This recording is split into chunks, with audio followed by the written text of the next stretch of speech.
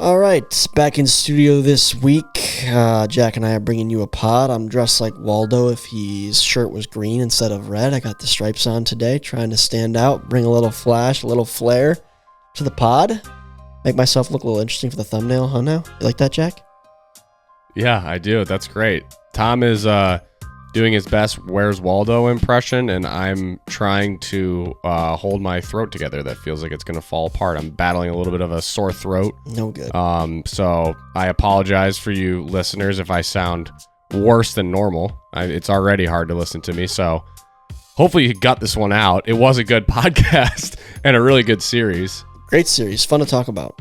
Yeah, for sure. Jack was listed as questionable this week with a sore throat. He is playing. It's been announced. He was a game-time decision. We're happy to see him suiting up this week, putting on a brave face, grabbing the microphone, and doing the best he can, despite being a little banged up. And good pod. Just Jack and I, no guests. A lot to catch up on. A lot to dive into in this series between just the amount of talent on the field. So, again, fun one to break down. This is the Pipe It Up podcast, and cue the intro.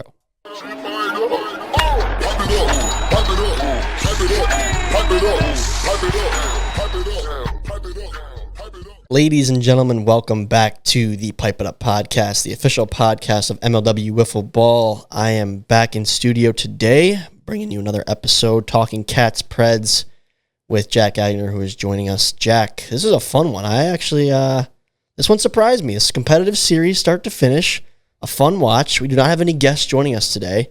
So this gives us a lot of freedom to kind of ramble about this series and also just kind of evaluate what I believe is the first 5 videos and series of the year. Haven't had a sweep yet, and I feel like you and I really haven't caught up too much because we've been interviewing so many people. Yeah, I'm glad that I, for some reason, forgot about the fact that the Predators just have owned the Wildcats recently, in recent years.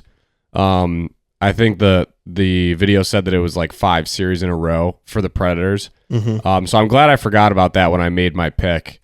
I know we'll get to my super pick. I know we'll get to that later, but very competitive series. I mean, with the lack of divisions and the way that the Wildcats have been playing through the first 2 series, I feel like this could be a potential World Series rematch. Ooh. You can just never count out the Predators. I mean, it was giving me those kind of vibes.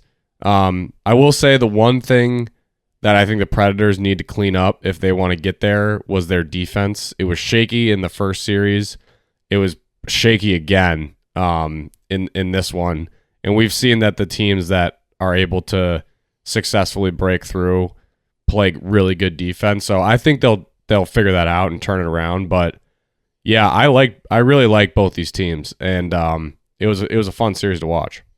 No, I agree with you, Jack, and I don't really know why on earth I also was sort of mentally down on the Preds after Slate 1. I can't really tell you why, because Porter did good, Ryan kind of did his thing, so I don't know why I was sort of doubting the Preds, but after watching this series, they did lose this series, but Game 2 was kind of like one where you look at it on the record, on the the season standings at the end of the year, and you're like, that one wasn't really their best stuff. They didn't have their A team out there Game 2 because of the injury to Porter. But they're just a solid group. I think the offense of Levi Fleer is huge for this team. They just didn't have that guy. I mean, they didn't have their number 2 arm either, but now that they have like kind of a standout number 2 arm in Porter. What was he called? The 411 Nightmare was the nickname I think I heard being tossed around. The Chef, as I'll call him, Little Chef. But so they had that they've been missing for years now. And then also just a super solid bat in Levi that emerged in the postseason of last year that seems to be sticking around. So he's just such a good compliment to Ryan offensively.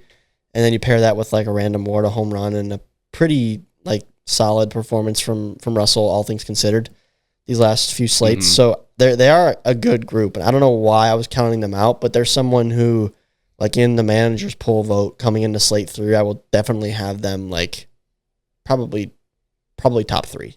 I don't know yet exactly, but they're just kind of solid top to bottom. The defense, I agree, is concerning because that tends to show itself more in those important games like postseason series. But it didn't burn them too bad. It cost them a few outs for sure. But the home run ball was kind of the difference in this series for the most part.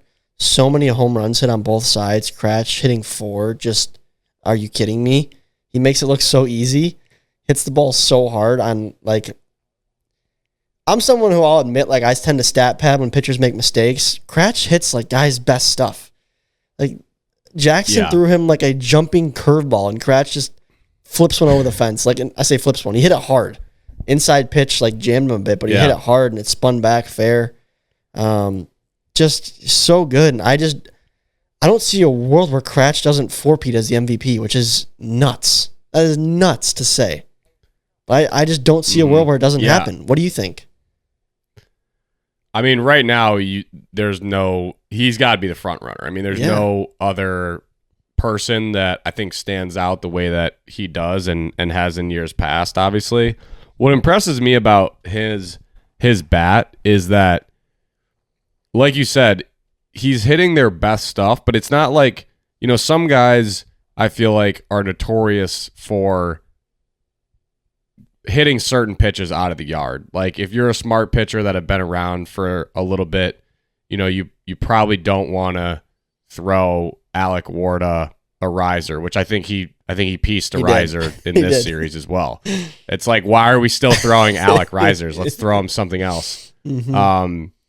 And same. I feel like Russell. Like, I'll just use the Predators as an example. I'd love to hear how many home runs Russell thinks he's hit off a drop ball and a slider, because I bet you like almost all of his home runs have been hit off that. Yeah. But Ryan, it's like, I feel like I've watched him hit every single kind of pitch in every single location, in the zone, out of the zone. Like, it doesn't really matter. He's just so coordinated and has such a swing where it's like, even when he doesn't even connect with it as good as he could, it still ends up flying out of the yard. Mm-hmm. And he swings so hard. So he's always fun to watch. I mean, the stuff that he's doing on the mound too is kind of absurd. I mean, for him to be like jumping backwards, basically like stepping off the mound backwards and throwing pitches now is getting a little bit obscene, honestly. I love how he just ends up, he always ends up working it into, it always ends up being the pitch that makes it in the video. Oh, yeah. Like, he gets ahead in the count, that's no and then accident. he throws some junk like that. Yeah. And then it ends up getting in the video. So, but yeah, I mean, the Wildcats, they won the series. They're just a really complete team now. Like, they're just believe it or not, they won. They're just a complete team. I mean, what a difference a year makes for, again, PB. I think that we saw him come down to earth a little bit in game 1, but I think that was more, in my opinion, like watching the video, I think that was more that he just caught the Preds on like their best day and it didn't really seem like he like didn't have his stuff. Like, I just think that he caught the Preds on a really good day. I do think that, I saw some comments talking about him being most improved. Do we have a most improved award? We do. I think PB is front runner right now for that. If we're talking MVP front runner for Cratch, I think PB is still or is front runner for most improved. Not only on the mound, but at the plate too. I mean, he's getting it done at the plate. Hit an absolute moonshot. Mm-hmm. And they just really don't have a flaw in their team. I would say, it was great to see Jackson come in and get that game 3 win. I think it shows a lot that Kyle had the confidence to go to him after Pat started game 1 and the Preds saw him well. So the Wildcats are looking like the team to beat, and they haven't been that team in a while. So it is refreshing in a way, even though they're like the most historic franchise. It's, if you've been around long enough, you know that at one point you were sick of seeing the Wildcats at the top of the standings probably. And they had some down years, but now it feels like they're back. I 100% agree. And I have a lot to say about the Cats, Jack. I agree a complete team is a great way to describe them. When you have your stud pitcher who goes down in the second inning, I think, or second or third inning of game one, after throwing, 11 shutout innings in slate one, and you go to a guy who was your number one overall pick, and he's a little shaky, and then you put out Jackson Pearson, and he gets you a win in game three in a very competitive game and is serviceable in game two as well. Or, he won 2 games. We're not talking about serviceable. He won 2 games. It's like we haven't really seen that where, we talk about pitching depth before, but it's getting to the point where now teams like the Cats have like 3-4 guys that are good. They're not like serviceable. They're good. Like a team that Patrick Ballman, who threw 11 scoreless, then got lit up by Pearson, then won 2 games off him. Yeah. Yeah, literally everybody in their lineup pitches too. Like, obviously Kyle can pitch, Ty can pitch, PB, Jackson. Like they have the depth there. They have options. They have depth, and I can't remember if this was I think last week we had Chadwick on. Whenever we had Chadwick on, we saw that the Gators bat 5, the Wildcats bat 5, and Chadwick's point was kind of like, well, we don't really feel like there's much of a weakness. Like, although you're batting 5 and getting less at bats per person, there's not really like a big drop off between any of the guys in their mind, in their opinion. And I think the Wildcats are the same way right now, where it's just like there's not really a hole in that lineup at all. So you might as well just bat them all and figure out who's hot that day, because someone's bound to be hot. I feel like the odds of catching, all 5 of the Wildcats lineup cold on a day is very low. I feel like the odds of that are very low. So it's interesting strategy. I think historically we've always looked at it and said, well, it's just numbers. You should just bat your 4 best guys. And that's just statistically what makes the most sense. But right now, I think the strategy's been paying off for him. I agree. And you mentioned how they look like the front runners to me. I think on the previous podcast, probably 2 weeks ago, Jack, I talked about how I didn't want to disclose my manager's poll votes. And I talked about how last week I was like, I feel like I have a clear number 1 and a clear number 8. 2 through 7 are a toss-up. Well, my clear number, I'll just say, I think, are you cool with us sharing who we are kind of voting for in these polls? I feel like there's no problem with it. What do you think?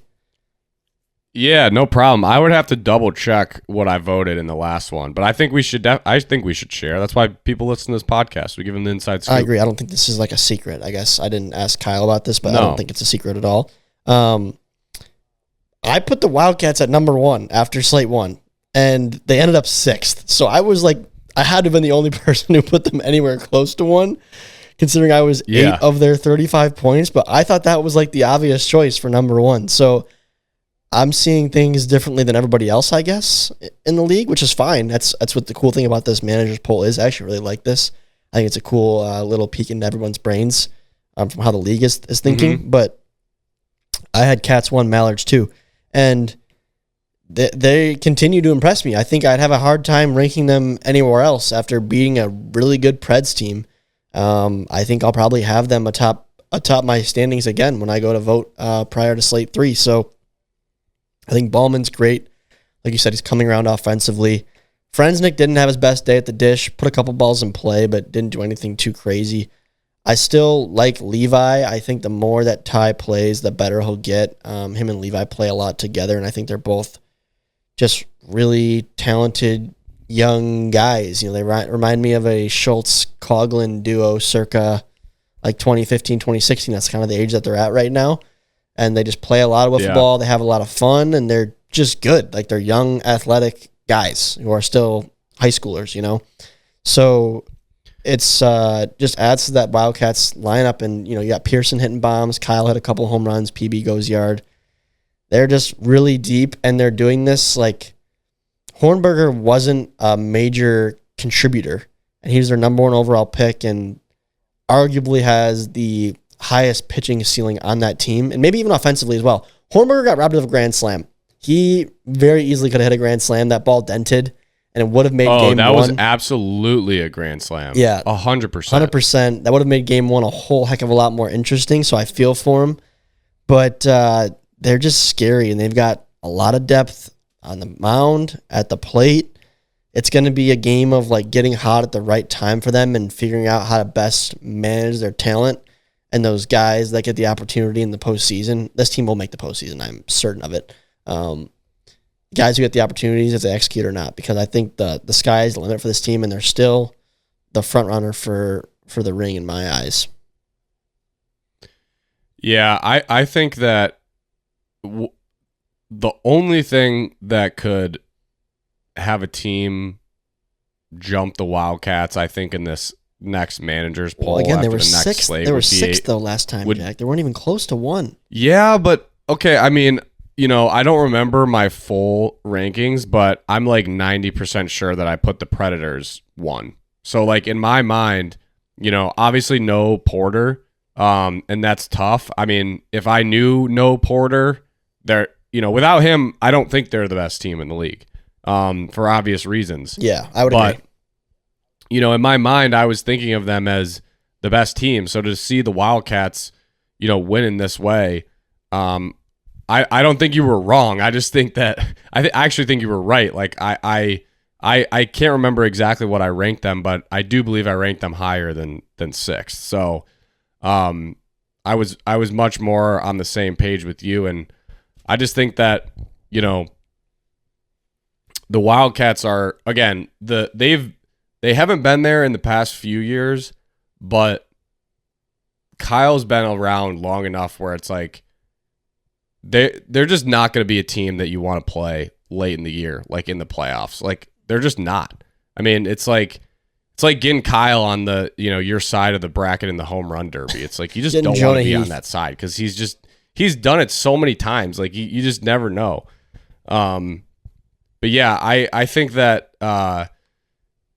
the only thing that could maybe jump them would be a very, very convincing sweep, I think.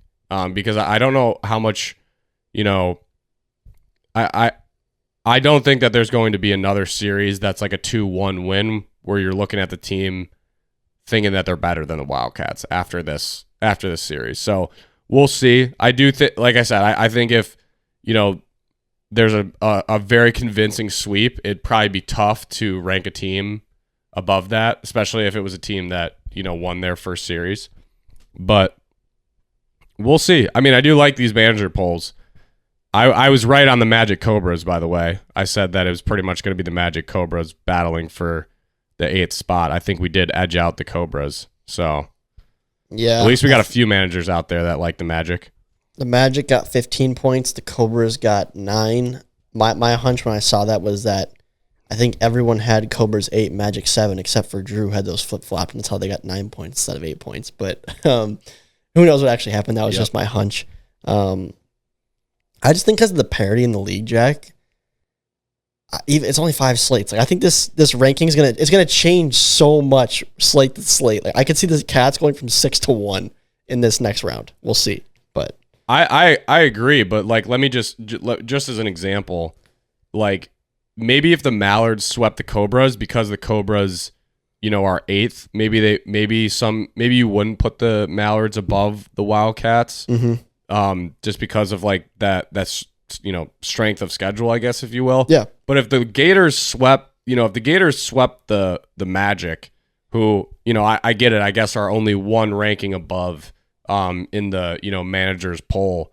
Mm-hmm. Like if they swept us very convincingly and they're sitting at 5-1, I feel like it's going to be hard to like not put them up 1, especially because in the last one they jumped. Yeah. They jumped a lot, right? They jumped like 4 spots. Yeah, I feel like that was a lot. They did. They went from 6th to 2nd. I feel like that was in big part to the bat of Dustin, the rookie. I feel like he was a big lift for them. So hopes are high for Gator Nation right now.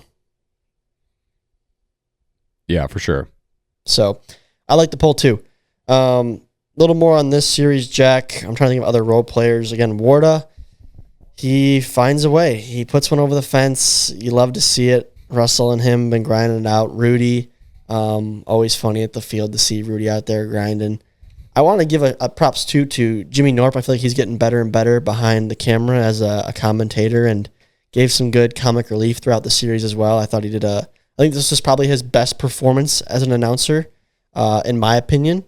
Not saying he's done bad before, but I just really enjoyed. I enjoyed a lot of things about this series, truthfully, and he was one of them. So I thought this was just a great watch, and I've watched so many MLW videos over the years that I love when I finish one. I'm like, that was I know all these guys. I even know the results of this series. That was a great watch. I wasn't there to see the games, so it's cool to see it through that lens now. These last few seasons, it's a lot different than when I was there already. So I just really, really enjoyed taking this one in from the seat of my couch. Yeah, Jimmy's doing a great job. I saw him get a lot of love in the comments. I enjoy listening to him and watching the videos along with him. But the Russell spill at home plate in celebration. Yes, I think we need to talk about that. I think that has to overtake.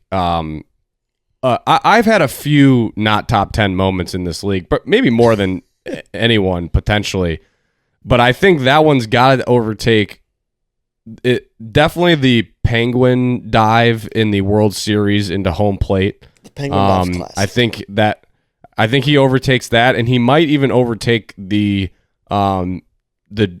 chatty trying to throw home, beaming me in the head. Whatever year that was, but those two, that was pretty bad. I think Russell's overtook me trying to hop over a bat and then trips over the turf mat batter's box face first into home plate. I mean, that's one of those moments where you're just like, we're so happy the cameras were rolling for that. No, multiple angles too, photography, you got everything. Yeah. I agree. I'm very glad you mentioned that, Jack. It gave me a great laugh. I rewound it a couple times to watch it. It was just the way your Penguin dive, albeit it was bad, but it was, you have the adrenaline of the moment, Jack, and there's a lot of factors there. Like, you don't have the baseball experience. You couldn't hear Grant yelling.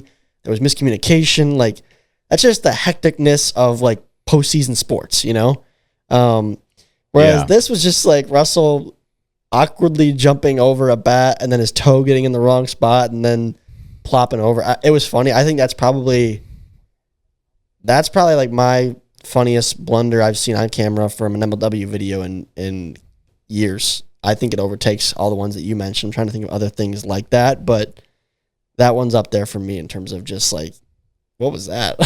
It was good. So funny. I could see myself doing that too. That's the funniest part is I'm watching that going oh yeah, I definitely could have done the same exact thing. I'm just happy it was Brendan and not me. This sparked a memory of mine, Jack. This is good podcasting right here. I want everyone who, after you hear this segment, go back and watch, or if you're listening in your car, go back later and watch this.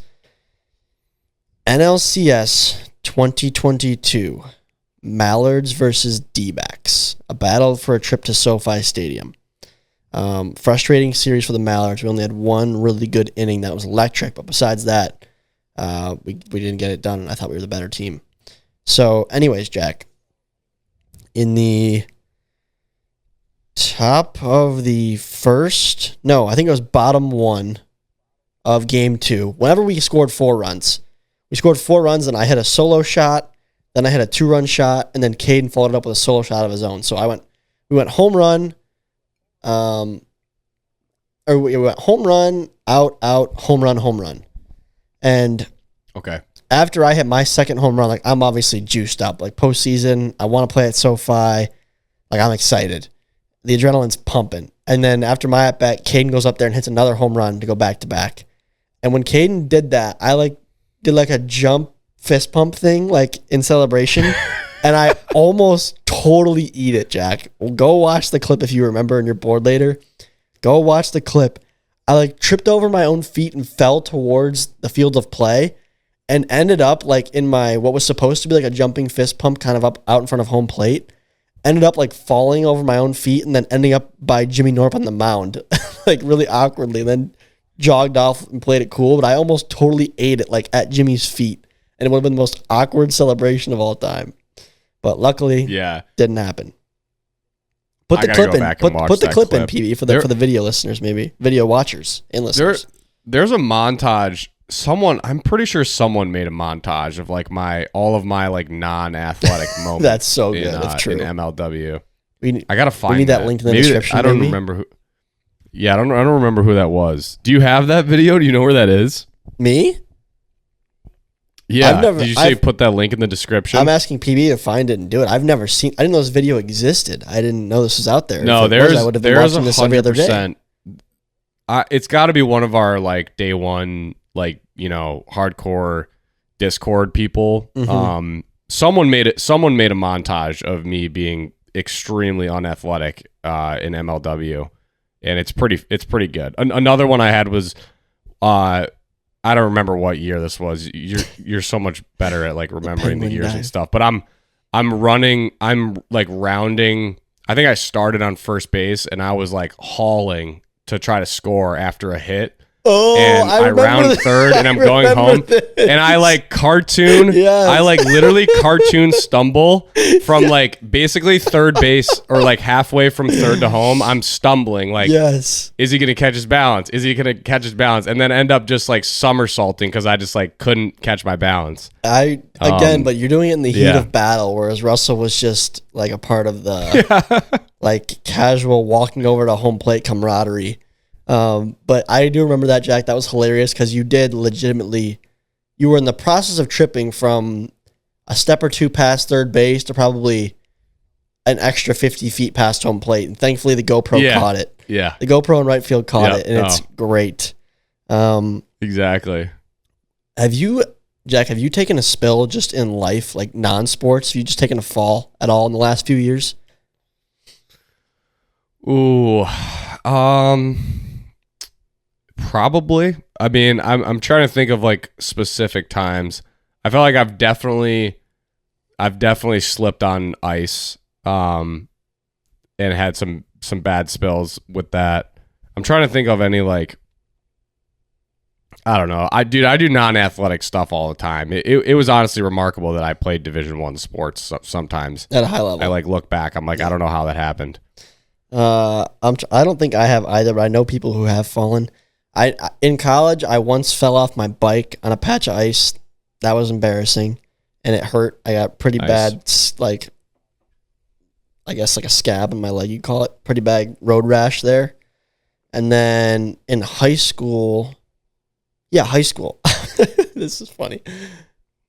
I can pick it. Yeah, I think one of the like homecoming spirit week spirit days was fake an injury day, I want to say. And a lot of people wore like fake casts or put like fake blood or like wore tattered clothes, like things like that. But I had a set of crutches from when I was actually hurt in like 7th or 8th grade. So I crutched around in school for the day, and just walking through the halls, like actually using the crutches, I totally ate it and like fell backwards on the crutches in the high school hallway. And that was funny also. My friends were with me and were laughing their butts off. But I luckily have not, knock on wood, I have not taken a spill in my day-to-day life in quite some time. But honestly, if I do, I hope a camera does catch it, because those are the moments you want on camera for sure.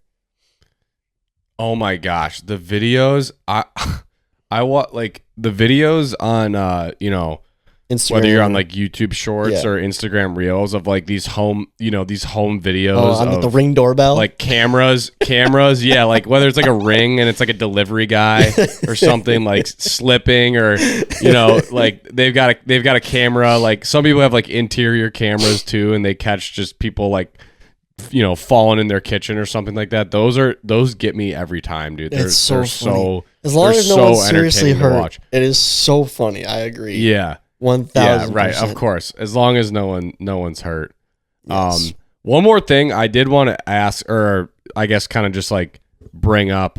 I don't know which manager ended up making the decision on this one.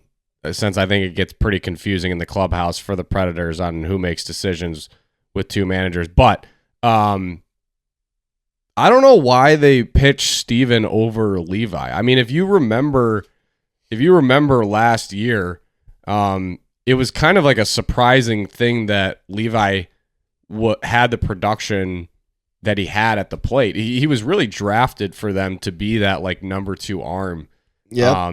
And excel in that role. And they didn't really start batting him really until late in the season. So I don't really want to, we talk about like the difference between the Wildcats and some of the other teams is to what we said before, their pitching depth is like almost, you don't even almost realize the fact that all 5 of them are like, could start a game for them, like all of them.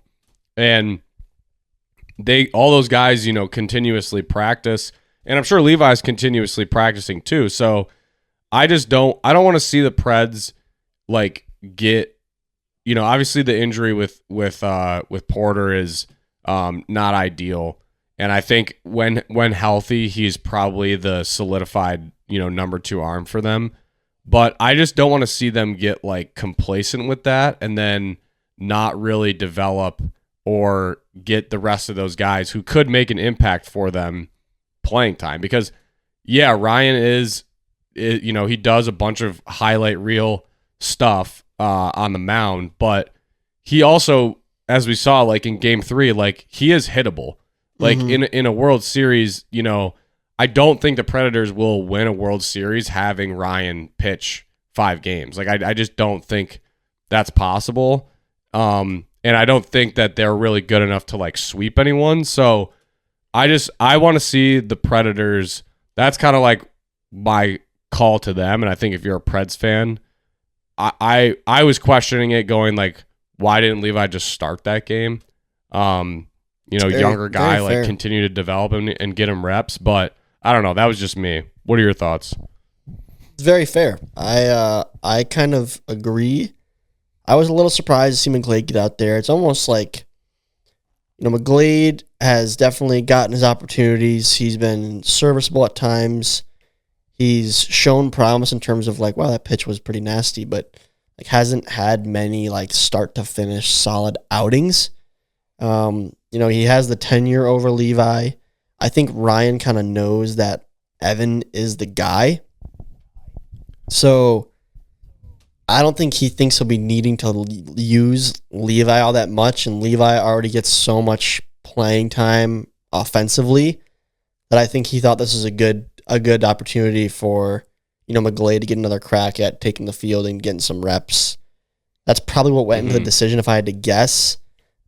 Truthfully, I don't know who Ryan sees as like a true, like, who do you think is the third best arm on the team? Is it Levi Fleer or Stephen McGlade?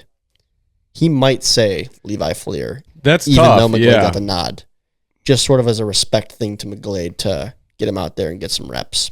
I don't know. That's my thought. Yeah, I mean, I know.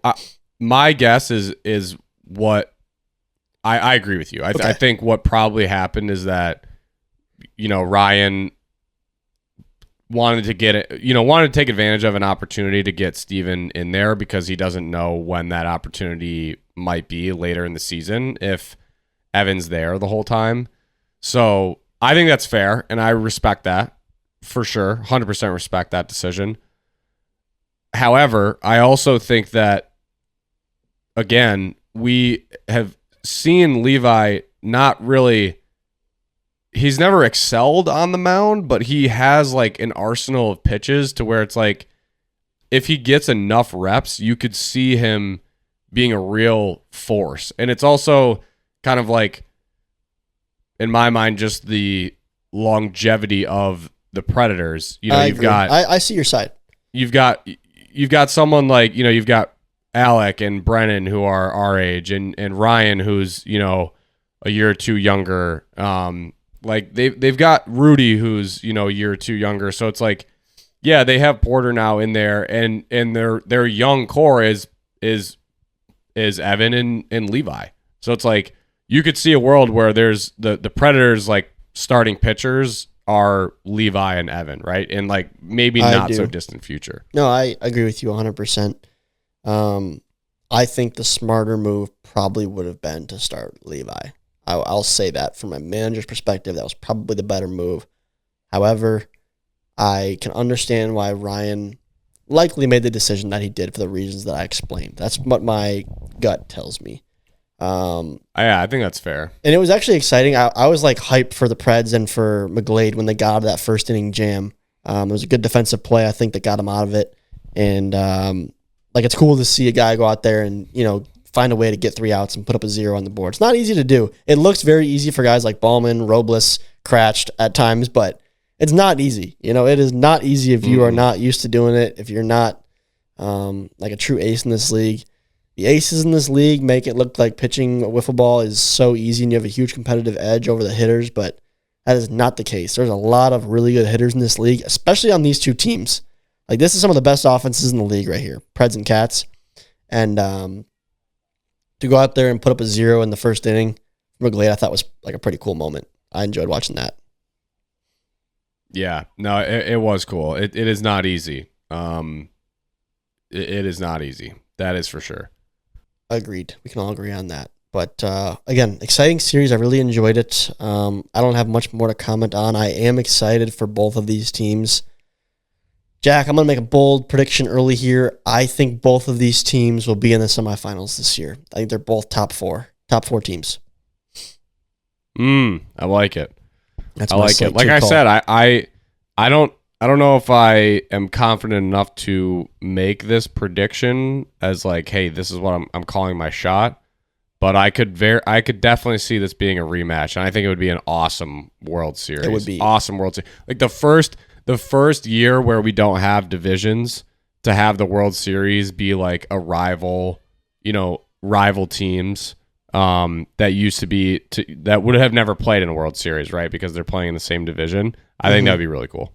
I agree. It would be really cool. It'd be very fitting too, Jack, for the script in the year we removed divisions to have like 2 division rivals World Series. Yeah, I think that would be a great job of the script writers of MLW.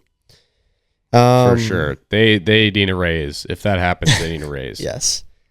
But that's my bold claim. They're both top 4 teams. I think, Jack, you and I need to have a slew of bold claims ready by the All-Star break to start saying who's it and who's not. Yeah, I think the All-Star break is that's comfy. That gives a few more series, a few more looks at these teams. That's when you got to start letting the hot takes fly, though. Let them fly and hope a few stick. Yeah. No, we will. There will be no shortage of hot takes. Good. I agree. A lot of takes coming.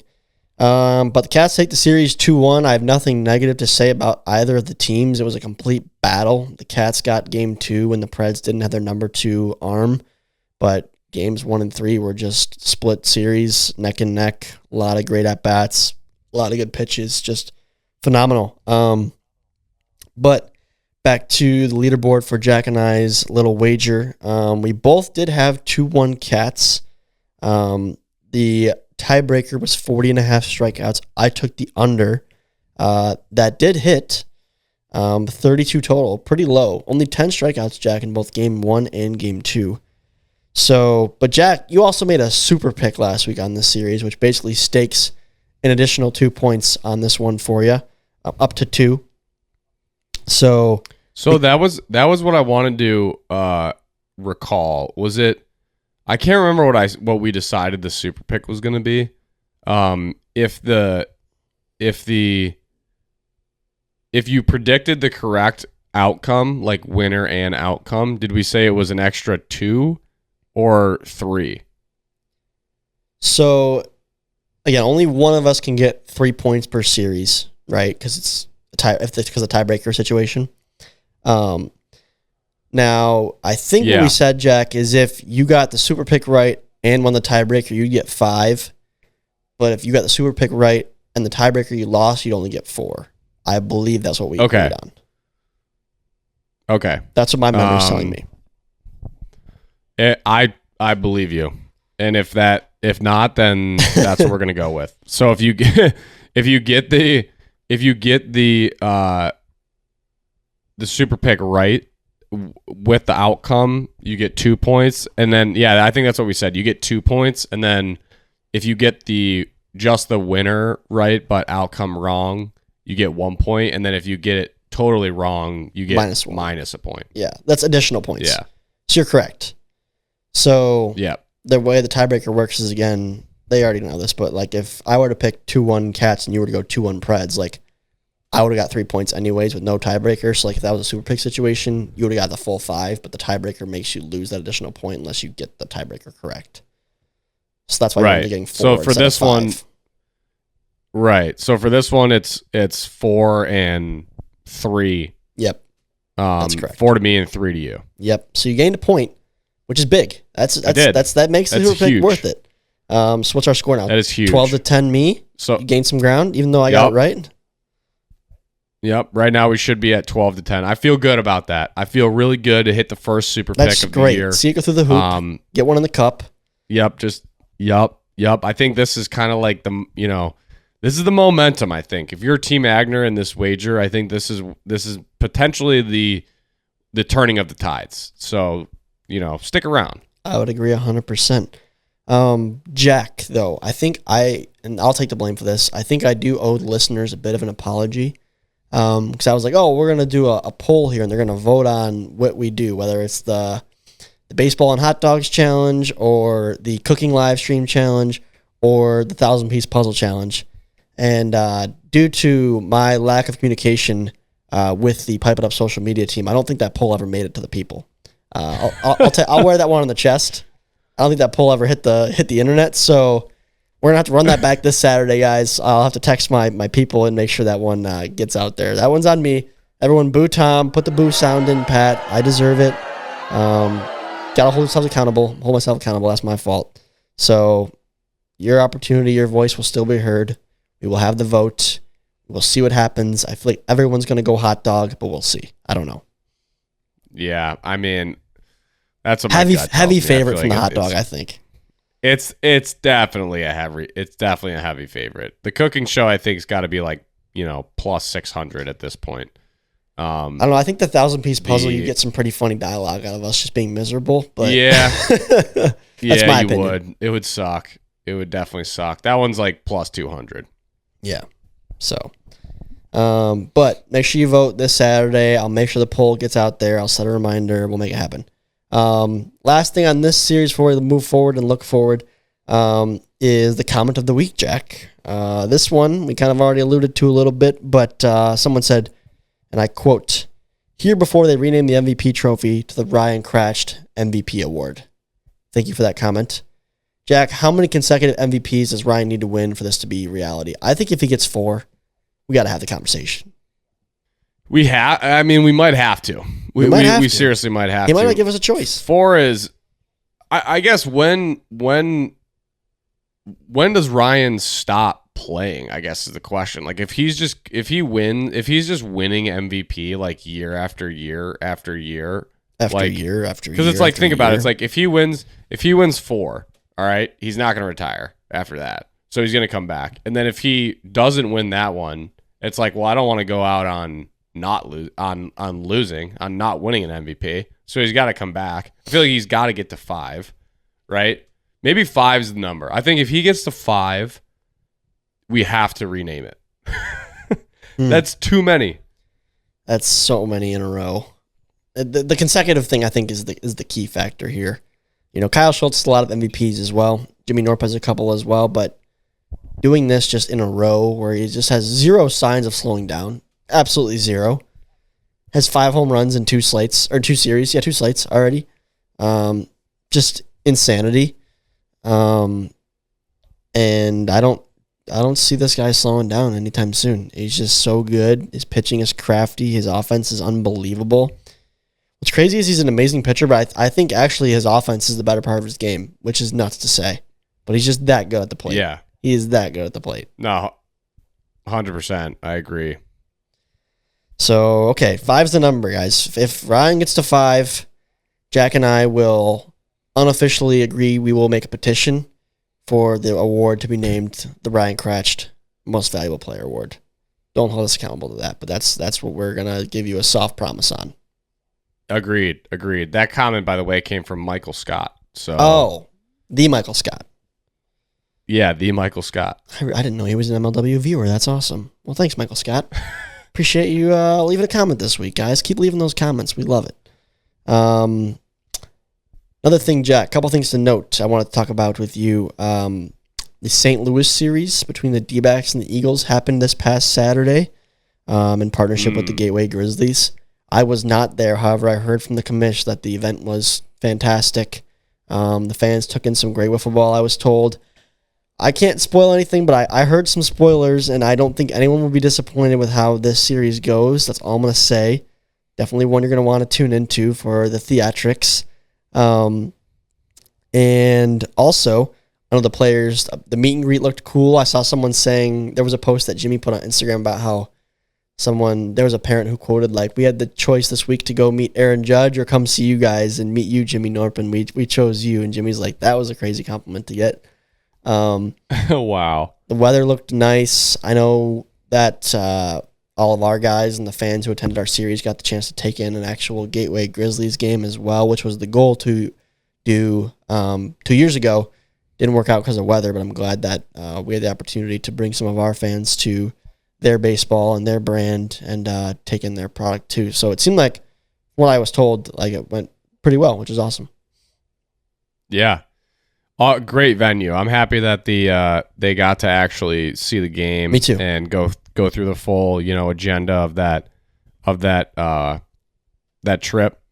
I would go back there in a heartbeat. I've said it so many times on this podcast that was one of the most fun days I've had in my MLW career, even battling the elements. It's just an awesome venue, awesome people, awesome fans. Just can't say one bad thing about it. Yeah, that was a special day for the one that you were a part of a few years ago. If this one was anywhere close to that, I think it's going to be a great video. So I'm excited to see that in a few weeks. I think it's June 13th, I want to say, is the upload date on that one. We got Mallards and Cobras coming at you guys this Friday. Also in the MLW sphere, Jack, I don't know if you saw the story that Kyle posted on the MLW Instagram account, but the Texas Rangers actually had a chance to present the checks to the Miracle League, the foundation that the wiffle ball tournament down there, Young's Backyard Battle, we did with Josh Young. All of the proceeds from that event were presented with a giant check to the Miracle League during a Rangers game, which was awesome. And there was pictures of that shared on their social media, and just pretty cool to see a little, the impact that we were able to make there. And I know you and I talked about on the podcast before how, like, the stuff we did with Slam T1D and just how that touched people, and the comment section reflected that was just so awesome. And it was like, gosh, I wish we had opportunities to do that more. Like, our platform's not massive, but what other things can we do to contribute just to do something cool? So it's nice to see more things like that coming our way and opportunities, and glad the Rangers shed some light on that as well. Anytime there's a big check involved, I feel like giant check. It's usually something cool. Those types of things are, like, in my opinion, kind of why we do this. Like, that being able to make an impact like that, just because you have a lot of people that appreciate your content and show up to your events, is just so cool. And spreading resources, spreading just camaraderie and community, I think cannot be undersold. I think the importance of that is just so huge and really awesome to see, right? Like, whenever you can make an impact outside to other people, and just share the love, right? Like, share the love. I just think that that's so cool and reminds you of kind of the bigger things in life. So yeah, I agree 100%. So again, glad there was some spotlight pointed to that on social media at the Rangers game. Shout out to Josh again for putting that all together, and just being such a great partner to MLW these last couple of years. Is just a friend of a lot of the guys now, the relationships that he's built, and just been an awesome dude in terms of just helping us out and being there for us in times like that when we have an idea and want to make something happen. He's been right there to help us. So can't say enough good things about Josh and the Young family as a whole, and the Rangers too, for supporting him and what he wanted to do with us. So it's just pretty awesome. Looking ahead, Jack, Mallards Cobras this Friday. Always a fun one. Little World Series rematch. May have been like 8 years ago now, but there's still that tension there. World Series rematch from 2017. It'll never go away. Predictions wise, I had 2-1 Mallards in this one. I think you did too. Is that true, Jack? I believe so. Let me check. You got any can you give me and the listeners just like one like hint or tidbit, like no spoiler, but just something to get us just like jacked up about this series? Well, I don't know if this will get you jacked up, Jack, but I do have a spoiler or a tidbit I could share, which you knew. This was the one piece of intel that you and I had prior to making our predictions this slate. Okay. Do you recall what it was? No, I don't remember. Not proud to share this, but I will not be at the series, Jack. I will not be in this video to represent Pipe It Up. It's such a bummer. But my sister's getting married in July here, my older sister. So the groom, my future brother-in-law, had his bachelor party during this Cobras Mallards event, or Cobras Mallards series. So unfortunately had some family obligations that I had to tend to, and got to spend some time with the future quote-unquote brothers that I now have. Now I got 3 of them. Had 0 before, now I'm about to have 3. So good time. But, hey, that's awesome. Good time. Wait, so you're telling me he didn't want to do his bachelor party at the Meadows? I should have presented that as a more compelling option. Maybe I should have made a PowerPoint or something and got that together. Wait, you're telling me he didn't want to watch you come hit a random bomb for the Pipe It Up podcast? You took that ability away from me. Isn't that cruel? You're supposed to be my brother. It's cruel. Yeah. Tough start to the new brother relationship. Yeah, new brotherhood. Tough start, but I didn't push him too hard on it. This is also just crappy intel, but like when I saw these dates coming together and I was like, that really stinks. But I was like, honestly, Kyle, the unfortunate reality here is I think the 4 guys I'm playing are probably playing better than me right now anyways. Like, I don't know if I would have started game 1 even if I was there. So, that's the intel I'll give you. The Mallards are bringing out, it'll be Robles, Flood, Jorgie, and Pecom. Pecom debut. That'll get the fans excited. Pecom putting on the threads for the first time in 2025. And it's never a dull moment when we square off with Drew. I was bummed I couldn't be there because he's a fun guy to play against. But that's your inside scoop this week on Pipe It Up. Is I will be missing my first series as a Mallard. Pretty sad. This is where we chip away. I feel really good about this pick. I've got the over in strikeouts. Based on how Caden, based on how he pitched in his first series, based on how Jordan pitched in his first series, I still like that pick. I think, I'm feeling good. I feel like we chip away. We get to within 1 point after this series, and then, the next 2, anything can happen. We've got opposing picks. We do. After this series, we have opposing picks for the next 2, so it's going to get real interesting. And then this time next week when we're doing this podcast, we'll have our poll decided. So then it gets real interesting once we know what we're actually playing for. Yeah, I agree. Also, Jack, we'll talk about this now before we wrap up. I texted this to you a while back, but next pod could be an interesting one for many reasons. Number one, the scoreboard could be tighter. We'll have a fun series to talk about. And Jack, I'll be on a work trip next week. So if we're going to be recording on our usual Mondays, you're going to have yourself a guest co-host. Anybody in mind as of right now? That is right. We might have to talk offline so I can plan a little bit ahead. And if you give me someone that performed well in this series, I could reach out to them now to get them maybe on. A little interview slash co-host. Yeah, okay. A little interview co-host. Yeah, that's what I'm thinking. I like that. Other than that, who knows? Maybe we just try to slot one of the guys that have been here before. What if Drew went off and he's your co-host, Jack? That would be something. I mean, he's hosted this podcast before, so he's no stranger, and that one would probably do numbies. I'd have Pat cook up an unbelievable clickbaity thumbnail and title, and it would pop off. Oh, it might not be the worst thing if Drew went off, I guess, but not from my guys. So we'll see. Or if it doesn't work out, Jack, and the scheduling's weird, I could always, plug in on Saturday or Sunday this week and make it happen as a co-host or a host. So we'll see. We'll figure it out. But expect expect the unexpected on next week's podcast. Let's put it that way. I think that's as concise as I can put it right now. Expect the unexpected. I like that. But yeah, bummed I missed that series. Bummed I'll be missing potentially the next pod. Should be back in 2 weeks, back in the saddle. And then in slate 3 for our New York event, I plan to suit up for the Mallards. So I'll have to put on for the boys when I take the field in New York. Looking forward to it for sure. About a month away. So that's a wrap. That's all I got, Jack. Good pod. Fun to wrap this series. Again, I really, really enjoyed this series. If for some reason you're listening to this podcast and didn't catch the series, I'd recommend giving this one a watch. It was exciting. Felt like vintage Meadows, wiffle ball, rivalries, big names, new faces. It was great. Great jersey matchup, too. Great. Jack's always here for a good jersey matchup. Always, always. Good. Love that. But all right, everybody, thank you for tuning in, and we will see you all next week.